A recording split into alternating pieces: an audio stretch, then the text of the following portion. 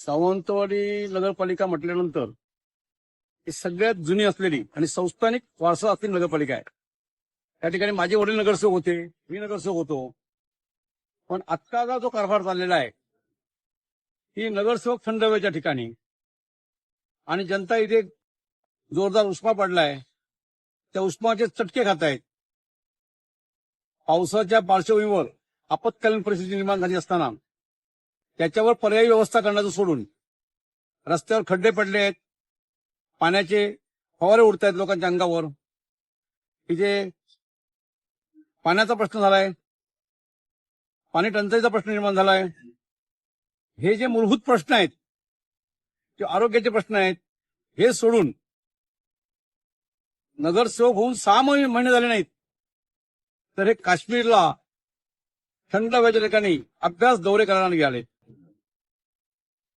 मी प्रथम सांगू इच्छितो, ज्यांना नगरपालिकेच्या कौन्सिलचे नियम कळत नाही, ज्यांना कौन्सिल चालवता येत नाही, सभागृहात कुठले मुद्दे उपस्थित केले पाहिजे ते मुद्दे उपस्थित करता येत नाही, अर्थसंकल्पावर चर्चा करता येत नाही, ते जाऊन काश्मीरमध्ये कुठले अभ्यास दौरे करणार. आणि आता आपण बघितले असतील, व्हॉट्सअपला फोटो येत आहेत, ते अभ्यास दौरे करतायत की मज मजा करतायत हे त्या फोटोतून दिसतंय.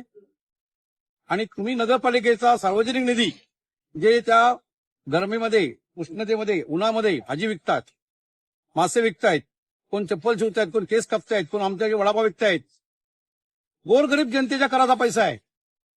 जे रखरखत्या उन्हात बसून आंबे विकतात आणि तुम्हाला कर भरतायत, रखरखत्या उन्हात बसून भाजी विकतात तुम्हाला कर भरतायत, रखरखत्या उन्हात बसून तुमचे मासे विकतायत तुम्हाला कर भरतायत.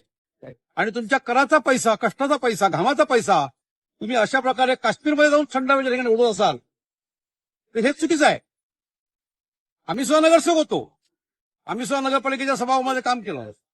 तर ही जी परिस्थिती आहे, ही परिस्थिती बदलण्यासाठी सावंतवाडीतल्या जागृत नागरिकांनी आवाज उठवला पाहिजे आणि कोणीतरी एक मशाल पेटवली पाहिजे. ते काम मी करतोय.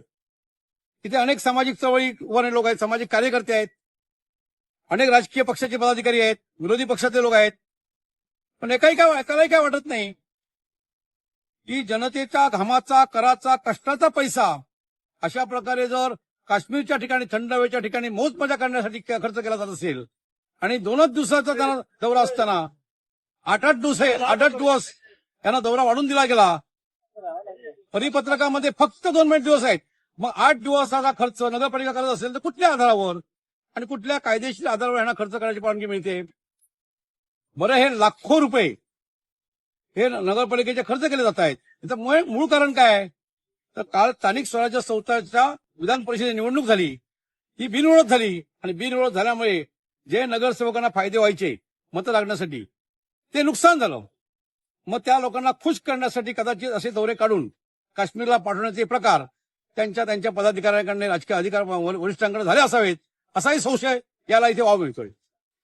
त्यापुढे असं मी म्हणेन, सावंतवाडीत भेडसावत असलेला पार्किंगचा प्रश्न, सावंतवाडीत भेडसावत असलेला आरोग्याचा प्रश्न, सावंतवाडीत भेडसावत असलेला पाणी टंचाईचा प्रश्न, रस्त्यावर पडलेले खड्डे, मोकाट जनावरं, भटके कुत्रे, रानटी माकडे यांचा बंदोबस्त करण्यासाठी यांच्याकडे वेळ नाही. पण काश्मीरमध्ये थंड हवेच्या ठिकाणी मौज मजा करण्यासाठी मात्र वेळ आहे. आणि याचा विचार ज्यांनी निवडणुकीत डोळे झाकून यांना मतदान केलं, डोळे झाकून यांना निवडून दिलं, आणि ती मंडळी तुम्ही निवडून दिल्यानंतर काय करतायत हे डोळसपणे पाहण्याची ही वेळ आहे. एवढंच या ठिकाणी सांगू इच्छितो. हो, ज्या नगरपालिकेमध्ये आता गल्ली बोळात गेलात तर लोकच बोलतायत, गल्ली बोळात जाऊन भ्रष्टाचार चाललाय, गल्ली बोळात जाऊन पैसे घेतले जात आहेत. आत्ता तर मला एका विरोधी नगरसेवकाने कालच सांगितलं की तुमची जी पाणी पुरवठा योजना आहे त्या पाणी पुरवठ्यासाठी जे मटेरियल मागितलं गेलं, मटेरियल न आणताच 35 लाखाचं बिल काढा म्हणून त्या वॉटर सप्लायच्या महिलेकडे दबाव आणला गेला. ती महिला तयार नसल्यामुळे तिच्यावर दबाव आणून ते 35 लाखाचा चेक काढा असं मला विरोधी पक्षाचे नगरसेवक सांगतायत. मग मी त्याच्यावर काय केलं पाहिजे, कुठे अर्ज केला पाहिजे अशी ती माहिती मागायला घेत होते. मग असे जर प्रकार होत असतील तर 5 लाख काय 35 लाख अशा प्रकारे देत असतील. खोटी बिलं, चुकीची बिलं काढून, आता त्यात खरं किती आहे खोटं किती मला माहित नाही, पण असा जर प्रकार घडत असेल तर 5 लाख ते देऊ शकतात. आता तो त्याचा खरा भाग किती आहे, खोटा भाग किती आहे याची चौकशी व्हावी. की शहराचे जे नगरसेवक आहेत ते आता काश्मीर दौऱ्यावर गेले अशी फोटो देत आहेत, बातम्या येत आहेत. आमचा मुळात महाराष्ट्र नवनिर्माण सेनेचा असा प्रश्न आहे की सावंतवाडी शहरात जे खड्डे आहेत, जे पाण्याचा प्रश्न आहे, गेले 2-3 दिवस शहरातल्या लोकांना पाणी नाहीये. हे प्रश्न वाऱ्यावर सोडून, लोकांना वाऱ्यावर सोडून आणि कुठचा अभ्यास करणार किंवा कुठचा दौरा अभ्यासाचा करणार आणि त्यातून सावंतवाडीकरांना फलित काय?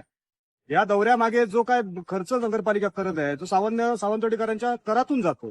असं असताना सावंतवाडीकरांना जर कोणत्या सुविधा हे देत नाहीत, कोणत्या सुविधा देत असताना नगरसेवक त्यामध्ये लक्ष घालत नाहीत आणि असं असताना ह्या अभ्यास दौरा करून सावंतवाडी शहरातल्या नगरसेवकांना सावंतवाडी शहराचा फायदा काय?